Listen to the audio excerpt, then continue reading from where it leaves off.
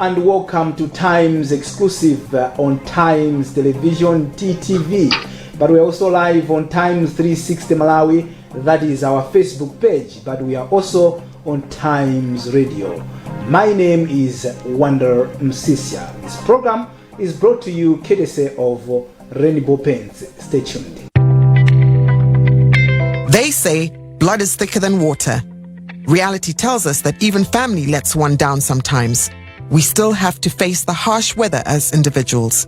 We say Rainbow Weather Shield paint is thicker than blood. The paint endures the hottest of days, the heaviest of rains, the dustiest of seasons, and the windiest of nights. Not even the toughest molds can stand this hero of a paint. Rainbow Weather Shield, family and true friend that sees no weather. Rainbow Paints, peace of mind, part of the deal. Welcome back. I would like to introduce to you my guest in today's edition of the program. My guest is Mr. TERENCE BALOYI, who is one of the legal team for Prophet Shepherd Bushiri based in SA. Should I say, how are you, sir? Me fine, thanks, and how are you doing? I'm okay, and welcome to the program, sir. Thank you, and greetings to your listeners and the viewers as well. So this program is coming after my exclusive interview with Prophet Shepherd Bushiri, where he spoke so many things. And one of the issues that came out of that program was your detention. You were detained by the South African Police Services, SAPS, for 8 hours. Now, that's where our discussion is going to start from. Of course, I'm also going to ask you a number of issues surrounding your client, Prophet Shepherd Bushiri. You are still one of his legal team based in SA, that is correct? Yes, that's correct. And recently you claimed that you were detained by SAPS for 8 hours. What happened? One of the police officers, whose names I cannot mention for a number of reasons, called us to say we should appear before a certain police station here in South Africa, in Pretoria Central, at 6 o'clock a.m. And this is what happened. We cooperated, we appeared. And everything that happened thereafter, that's what tantamount to the 8-hour issue, which as a result, a statement was issued that we were detained for more than 8 hours. Mm-hmm. Now, why do you think you were detained for 8 hours?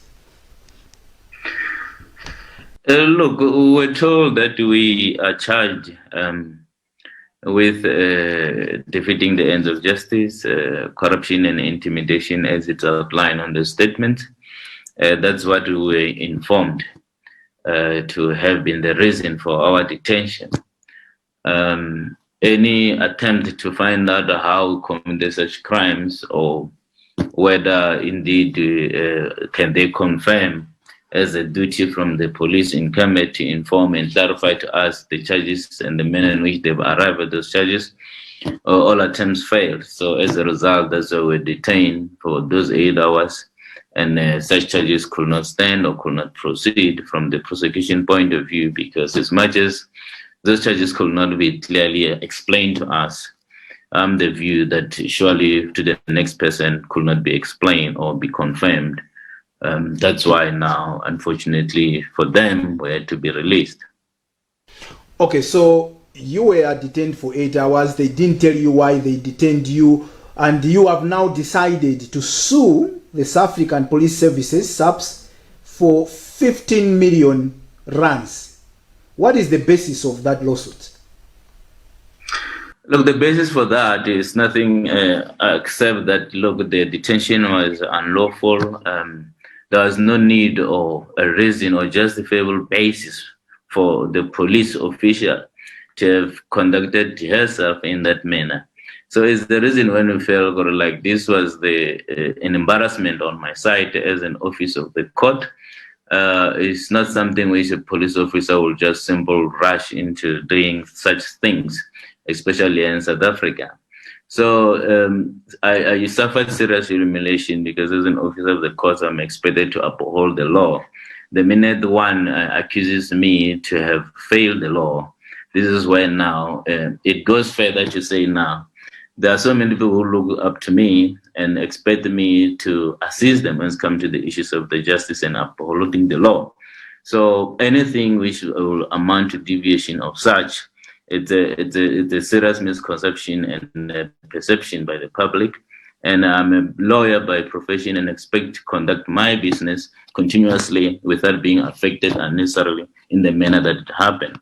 So those are the bases, among others, which I believe that 15 million is not even sufficient, but it's what now I believe that going to court, it can amount to damages that are equivalent to the suffering or humiliation or defamation that I've suffered. Do you believe that the South African Police Service are going to award you that money? Look, I believe that I can prove, and the basis in which now I feel that that amount is justifiable. So, me having proved that amount, that is the amount that should be awarded before the court of law, the South African police will have no choice but to make sure that such amount is paid. Okay, now this brings us to our talk today. I want to talk about your client, Prophet Shebat Bushiri and his wife, Mele. They were in South Africa answering charges, money laundering, including rape and other charges, and they were given bail so that they would continue to answer the cases. They jumped bail. Now they are in Malawi.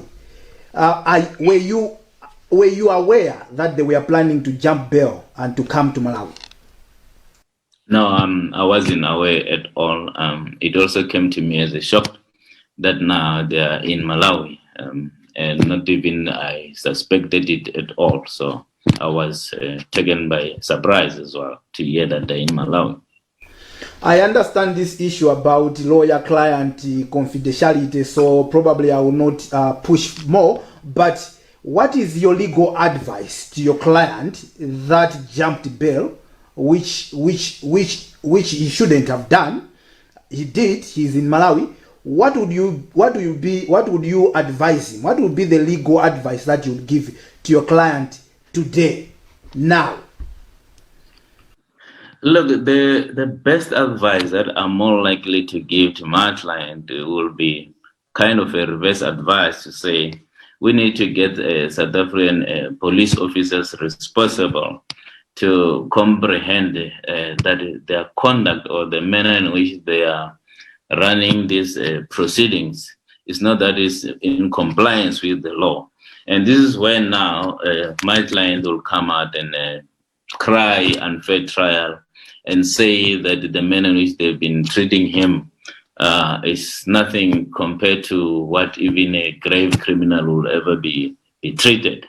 So my advice will be for him to thoroughly do his best to engage with the South African government, South African police, to intervene in this manner. I understand that from way back 2018, he has done more than enough to be heard, to make sure that he's heard by the authorities, but nothing came forth from it. So look, from where he is now, I understand that there's nothing left of him to negotiate with the South African authorities, but I believe that somehow, somewhere, there's still a clinch that now can be pulled to make sure that finally is eventually heard. And whatever charges that is being leveled against him, whether personally or not, it surely can bring some form of arrangement between him and the South African government to ensure that whatever personal issues that South African police seems to have against him eventually is stopped. I believe in his interview, he mentioned the issue of extortion by the police of 10 million. All those things somehow, somewhere, some authorities in South Africa needs to finally look into it, listen thoroughly, and investigate properly. And this is where now, at the end, we believe that there will be justice on both ends. So as to what means and measures can the Prophet, that side, take, I believe he's done enough. Now, the answer I said, my advice will be in a form of reverse to say, South African authorities, take time now, listen, let's stop these personal issues that is waging between the prophet and certain South African police. Somebody needs to step in and do something for once and for all. This agreement that you're talking about, to say there has to be some kind of an agreement between the South African government and the prophet, would that extend to having him to come back to South Africa to face his trial in South Africa? Would that be your recommendation? Look, I believe, given what I know, eventually, yes, it will come to some sort of him coming back to South Africa. But the strange thing which I would say is that it's highly possible and more likely that instead of bringing him back to face any criminal charges laid against him, it will be just a withdrawal of all the charges that he's facing, because I don't find any prima facie case on all those criminal charges that they are being leveled against him. So this agreement will be possibly steering towards that amicable understanding that whatever personal issues that whoever has against him, it's time to stop. Ultimately, that will result in all the charges that are leveled against him being withdrawn. And this is why now he believes that should he come back, there won't be any fair trial, because it's not about justice anymore. It's about some form of personal issues that somebody is launching against him. And this is why now I say that an agreement of some sort needs to be reached somewhere. Whoever is behind all these authorities, whoever is behind all this fight against the prophet, will eventually come out and say, I withdraw, let's come to the table, let's agree, let's have peace so the prophet can come back to South Africa. I want to reiterate that him coming back to South Africa, I can assure you that it wouldn't be for him to come face his criminal charges, but for the withdrawal and formal withdrawal of those charges once this agreement has been reached. You're saying that your client believes that he would not face fair trial in South Africa. Do you share that belief? Do you believe that there is a fair justice in this trial?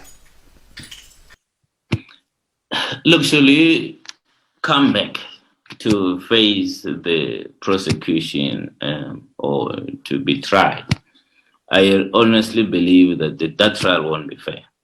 And I've got so many reasons which lead me to say that. And among others is that we've embarked in this journey of lodging complaint against the authorities who were treating him in the manner they're doing since 2018. And this is where now I gather my strength to say, I don't believe that there's a charge that can stand any trial or any court of law in South Africa. And the opposite will be, should it happen, the trial won't be fair because it's personal. And I'm saying that I just want to highlight a few things. For example, currently we hear that immediately after he left the country, we hear that now he's being charged of rape. And mind you, this is the rape charge which we've been hearing since 2018. One wonders to say that if really you've committed a crime of rape, what is there to investigate?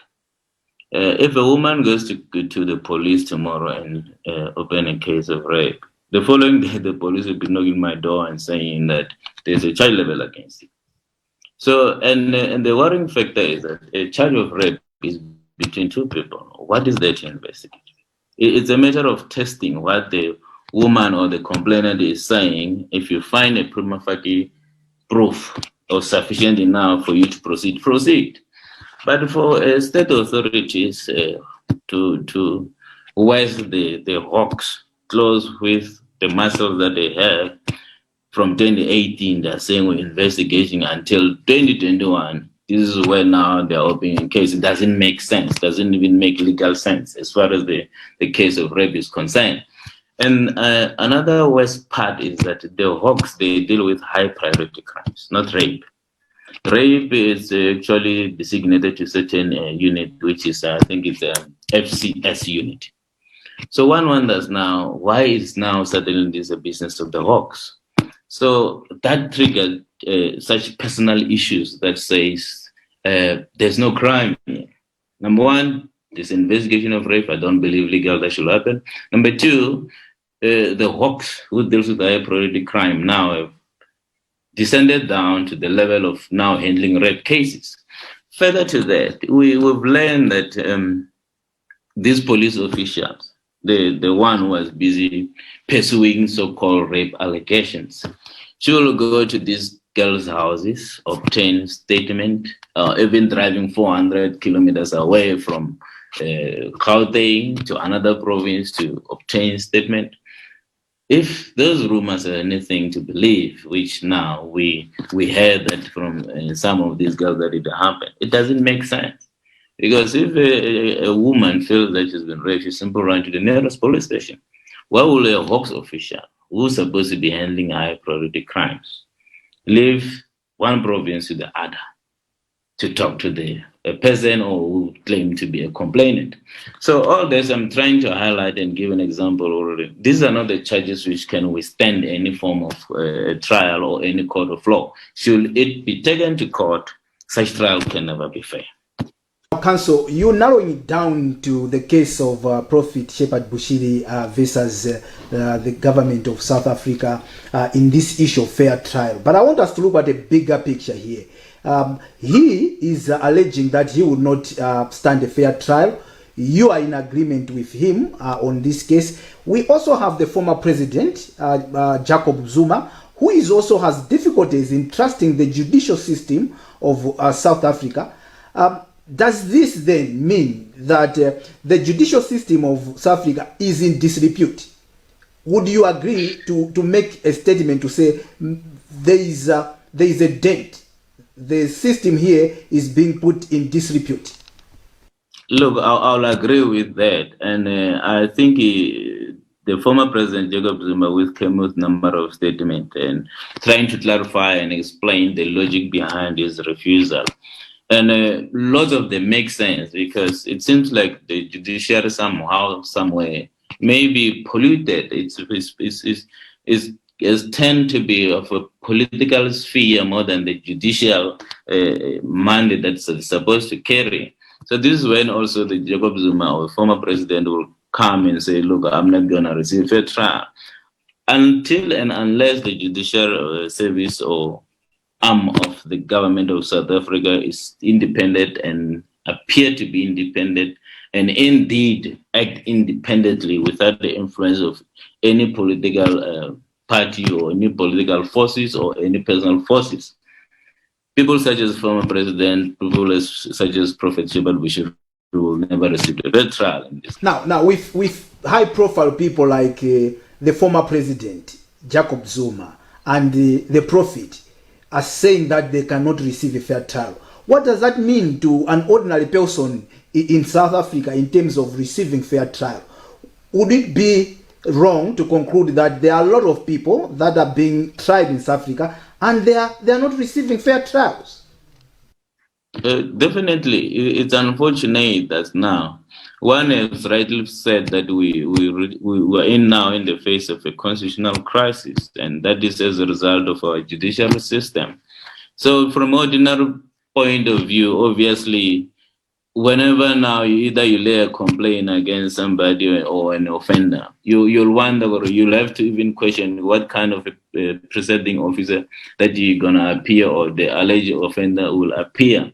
So these are the questions which you first have to ring in the mind, and it's a matter of saying, for one to receive a fair trial, it's no longer a question, but it's a matter of saying, which side now is this presiding officer is going to be? Is it your side or not?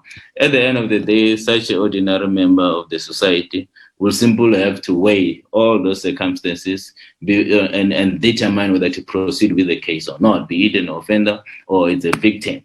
So this is the problem and the crisis that now we're heading towards. So it won't be about the justice anymore. It will be about what kind of relationship we have with the presiding officers, which now at the end of the day renders the judicial system not so much of a weight as far as the issue of the justice is concerned, which is by its nature should not be like that.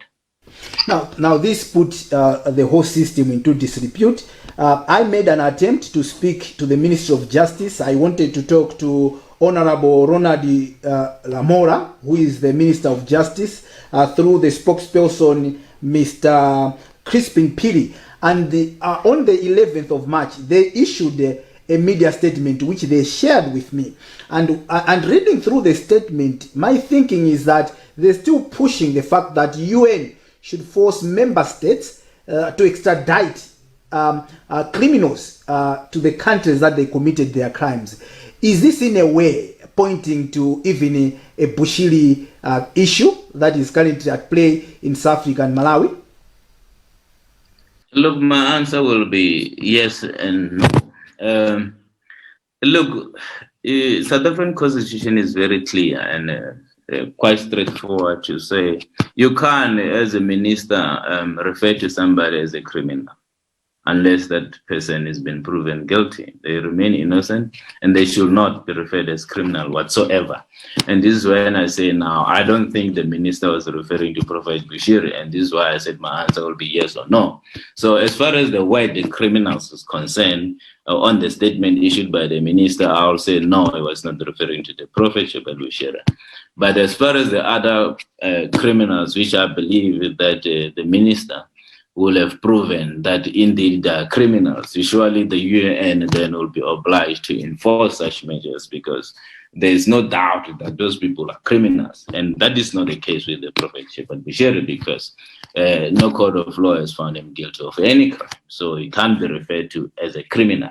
So I can safely say that that statement, the Honorable Minister of Justice was not referring to Prophet Bushiri by all means. So my attempt was to speak to the minister, and through the spokesperson, Mr. Crispin Piri, said that they are not ready to speak to me now. My interest was just to ask them to say, what does it mean to have Prophet Bushiri questioning the justice system of South Africa, and even to have the former president, Mr. Jacob Zuma, saying that there is no fair trial. But also following up on the issue with Prophet Shepherd Bushiri, on the complaints that he said he's made against Hawks officers from way back in 2018, you said that it is surprising to see that even the Hawks would like to investigate even rape cases when they should be investigating high-profile cases, according to you. I reached out to the Hawks through the Keno Katrego Mokase. I think that's the right pronunciation, Counsel? Yes. Yes, he told me that such complaints are supposed to be handled by the Independent Police Investigation Directorate, which your client claimed to have filed with. Have you made an effort to follow through to say, why are you not getting feedback, or why are you not being told the progress of the complaints that he's made from 2018 up to now? Look, you might have noticed immediately after the Prophet left South Africa for Malawi, the IPID came out to say they couldn't investigate further owing certain telephone number, which I vocally came out to say, no, that is not true, because we provided everything that a reasonable institution such as IPID should or ought to have taken the matter further. And I still say so, to say that we've given them all necessary information that they need to investigate this matter. All attempts to follow up to find out about how far they are with the case. We had tentatively a meeting, or supposedly a meeting, January this year. Which such mission could not happen. It was postponed to February. It never happened, and then it had to be postponed indefinitely. All those meetings, the main reason was to get a feedback to say how far they are with such investigation. And the postponement of this meeting was solely blamed now on COVID, or saying that no, they are scared of COVID and so on. So all that amounted to the fact that we cannot get any feedback till to date. As to how far their case, we don't know. But surely, since 2018, November, when we opened this case, they're supposed to be far by now. But I can tell you, it's clear that nothing was done on their end. I have requested to speak to the Independent Police Investigation Directorate. I have sent them my request. They haven't gotten back to me, but I've seen that they have received my request. I'm looking forward to hearing from them. But I want to ask you, what do you think is a way forward in this case, where Your client, who was supposed to be in South Africa to be answering these charges, he's in Malawi, and I know that the South African government has started the process of wanting to have him being extradited back to South Africa to answer the charges. What should be the way forward? Look, the law should take its course. If the South African government has started the process of extradition, which I know for, I can confirm that they are doing so. I think, I believe Malawi system, I'm being told or informed that it's not a judicial system which is biased, and I believe that the law will take its course, and then justice at the end will prevail. I believe the matter will be adjudicated properly in Malawi. That's the only way forward that we have now. If South Africa is pursuing extradition, they'll present their case in court. Our lawyers, counterparts in Malawi, will also do what they need to do, which by all means oppose such application. So we leave that in the hands of the court. I'm told that the judicial system in Malawi is respected one, and they understand the law very well, and they apply the law. So we'll just wait and see. Do you plan to come to Malawi to be part of the legal team for the Prophet, to beef up his legal team in Malawi? With the current status and what's happening, I believe even ourselves this side, our life is not safe. It's possible that even if I can say I'm attempting to come through the borders, I may be arrested there and or detained like I was detained before. So I don't believe it's safe for us now to even attempt to come to Malawi. If anything that we need to do, we just have to do from this side. I believe that the authorities have other agendas about us as lawyers in South Africa who seem to be assisting in the Prophet. And that's why everything stands. We don't feel safe anymore even to proceed assisting the Prophet with what are you saying? What are you saying? Are you contemplating leaving the legal team for the Prophet? Is that something that is crossing your mind right now, that you want to stop representing him? Look, it has proven not to be a safe thing to do. So for me to have been detained for 8 hours and even more for no justifiable reason, it's really defaming to my reputation. I'm a business person who will still look forward to assisting the clients here in South Africa. Going to Malawi now, I have to weigh now which one is best for me. Is it best for me to be in Malawi and risk my life, and either before leaving or coming back, I face detention? Because these issues now to me they appear like it's more personal than what I thought it is. I really thought it's a legal issue or legal matters that now I can be part of. So being detained, I've realized that there's more to the eye than one can see. So look, it's the issue which now one needs to digest carefully, one needs to consider carefully, and then we'll take it from there. But coming to Malawi now, I don't think it's a wise option or wise move to do. Okay, coming to Malawi might not be a wise move to do according to you, but my question is, are you contemplating leaving the legal team for Prophet Shepherd Bushiri? Are you planning to leave, or you want to stay? Look, under the circumstances, I can't stay. So you're telling me now that you're no longer going to be representing him? Yes. Okay. If I really care about my life, then I shall stay away. Why do you fear for your life? Who is after you? Look, maybe life is something else. Let me put it this way. If I really care about my career, my ambitions here in South Africa, I think I should stay away. And I'm saying that, look, the way the authorities are approaching this matter, to me, is no longer about the law. They are being personal to an extent that they can even plan something and then have me detained. They've tried several times. They've tried last time I was detained for hours. That's when I realized that now I need to think carefully about being part of Prophet Bushiri as legal personnel, because so far it has proven not to be safe for me, I don't think it will be safe for any lawyer in South Africa, because you'll just be detained for no reason. You'll just be taken or called to come to police station for questioning. Yet whatever you were doing, you were just doing your job as a lawyer. You're doing everything within the ambit of being a lawyer. So being a lawyer, that has become something which is not even a safe haven, particularly when people like me are representing a client like Prophet Shebat Bushiri.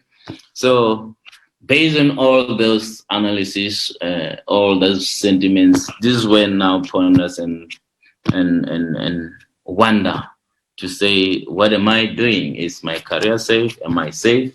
Look, I'm a family person. I've got children who I need to protect as well. I don't want to hear tomorrow saying that one of my child is missing or my child is kidnapped. This is what has become about this Prophet Bushiri's case. It's no longer about the law. It's about personal, and everybody who seems to be hindering their process towards Prophet Bushiri will be eliminated. We're hearing rumors that everybody who was within the circle of Prophet Bushiri will be arrested very soon. Question is, what wrong have they done? By being in association with the Prophet, is it a crime? Similarly, that's what is currently happening. This is what we hear in South Africa. And that has been proven that few number of people who are around the Prophet, be it a police, a lawyer, bodyguard, security, they were now arrested and detained. Now they're going through court processes. We were fortunate now they could not find anything to take us through the court processes. But clearly, the intention was to have us detained and not to go to Malawi to assist the Prophet. So I'm saying that fearing for my career, I don't think proceeding assisting the Prophet with Prophet Shebat Bushiri, or even thinking of crossing the border, taking flight to Malawi, it's a safe option in this present moment. Okay, so you're fearing for your career, you're fearing for your life, and you have a Prophet on one hand saying that the judicial system of South Africa cannot be trusted because he can't receive fair trial. You have the former president that is also saying the same thing. What do you think is the picture right now that South Africa is painting to the rest of the world? When we look at what is happening in terms of the judicial system, in terms of these cases, what do you think are people thinking or saying about South Africa right now? Look, it's unfortunate. South Africa is being more personal than acting within the scope of their mandate. Everybody is appearing to be doing their own thing. That's motivated by the selfish greed, which it doesn't make sense in essence when it comes to the state authority or state institution is concerned. If your duty or your mandate is to deal with higher priority crime, why now take other mandates which now you're not even supposed to? So that says that it's either you're being personal or not.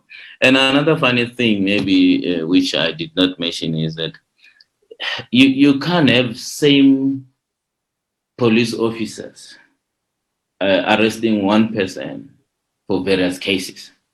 It doesn't make sense because some of the cases need to be investigated within certain jurisdiction. But similarly, what's happening in South Africa is same police who are now saying the private jet, the rape, the investments. So all that, it doesn't make sense. Why same police officers? And when you had asked that question or those questions that you're asking, what response were you getting? Why you think it's just the same police officers that are investigating the private jet, the rape cases, the money laundering, the investment issues? What is it that you're getting as a reason why you have the same officers investigating all these different cases? Look, I can tell you I never received a tangible positive response to that, except to say, it's a crime we investigate. So they tend to run away from such question, or they don't answer that question, or they just disregard such question. But bottom line is... But is that legally wrong to have the same officers investigating multiple cases? Is that legally wrong? You see, the good thing that South Africa has done is to come with various institutions and those institutions to focus on certain issues. And this is why now I keep on saying the Hawks were designated to handle high priority crimes. And then we have the FCS unit. So rape doesn't feature into the high-profile cases that the Hawks should investigate. That's why I'm mentioning the unit called FCS unit. That was the unit which was naturally designed to say this will handle rape cases. And for an investigating officer or police officer to drive to another province to talk to the complainant of alleged rape, it doesn't make sense at all. That's why we have a demarcated police station. We close this jurisdiction to handle the complainant within those jurisdictions, within those provinces, within those local areas. That's why we have police stations everywhere.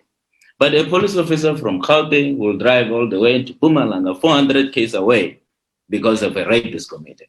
Doesn't make sense. And this is where now we say this is an abuse of power. And this now we say, if it's the same police officer, this is beyond the crime that is committed. It's something which is beyond our understanding. I even thought that this is personal, but I can assure you it's beyond that. We don't understand.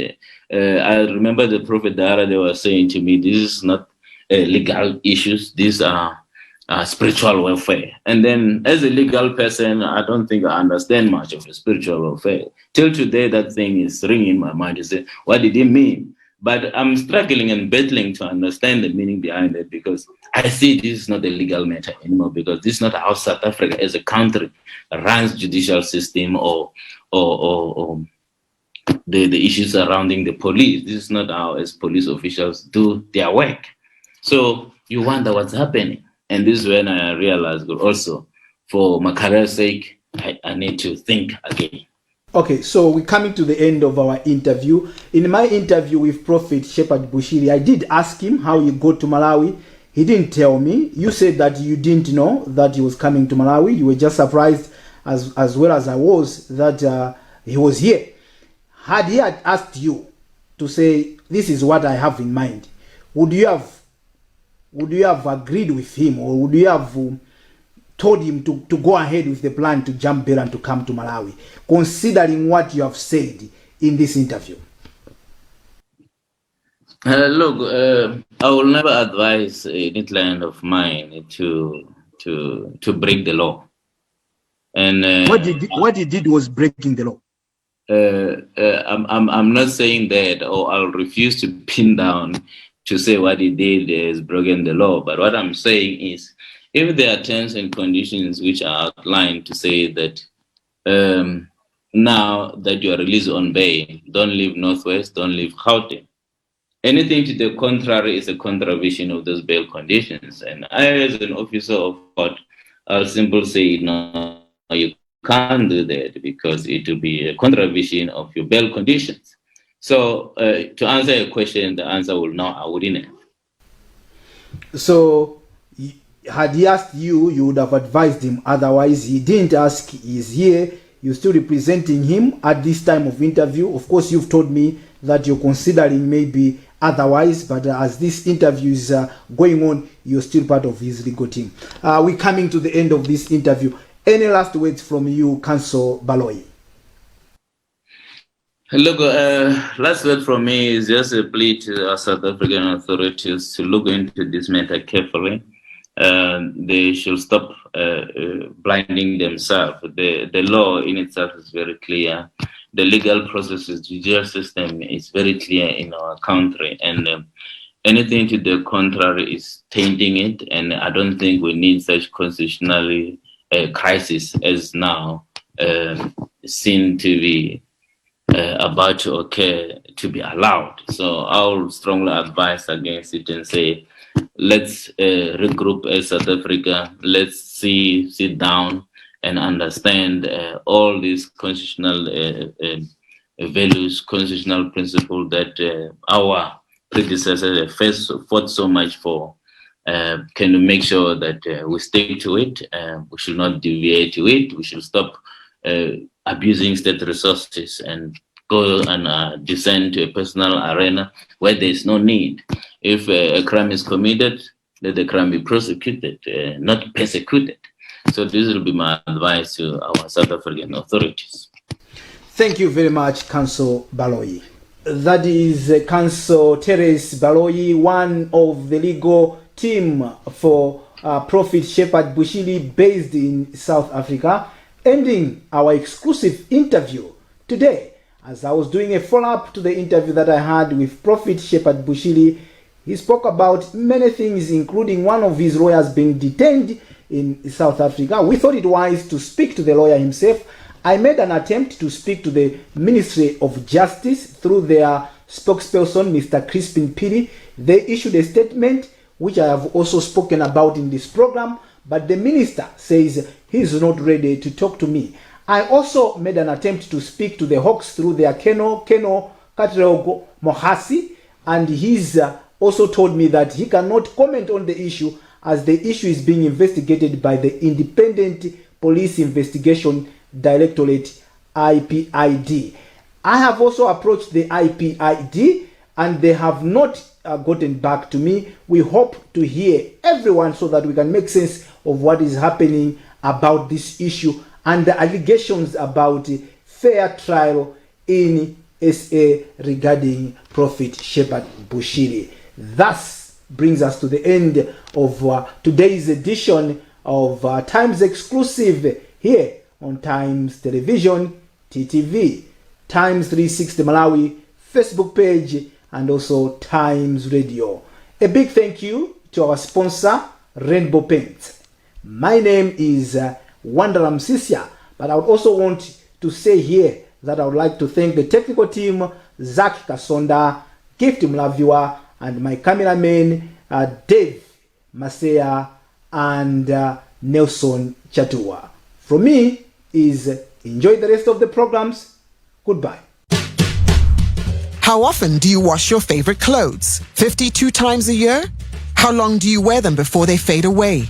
3, 4 years? Imagine a paint with washability capabilities of up to 10,000 scrubs during its life. Imagine a paint that maintains its luster for over 7 years. Imagine a paint with a velvet finish and water resistance.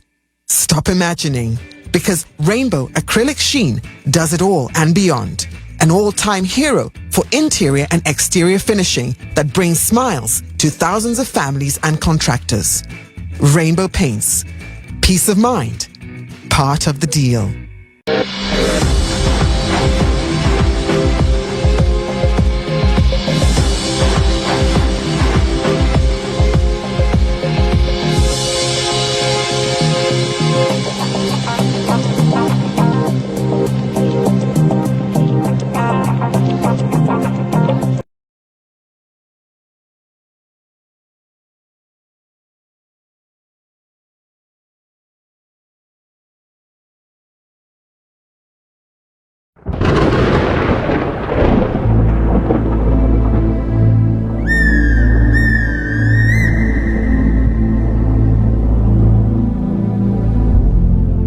Mandilimisa mwankhaza timalima foja chimanga imene timalima mwankhaza zambirimbiri pena chokudya sinimadya mokwanira. Naziwanepo bwinobwino chifukwa tinene kuti panatenge nthawi munthawi imene atangofika pamalo pano kuonekera right khazi panangodusa maminisi mina miyezi yochepa kani miyezi iwiri imeneja akupanga zimene mashozo tithandiza pakumopa kena kumwezi wachiri ukabwera basi tu yeyo kuzabwesa mbu yakeyo kuzagwizana ndi kuno basi mutenge ni mwe.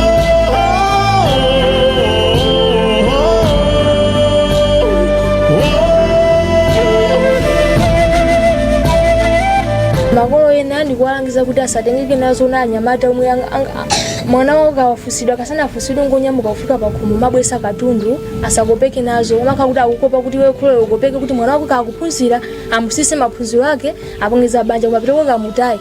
Ndezi zimene zonse zimakhala zabwino makolo satengeke kampa kwa yani kazinthu.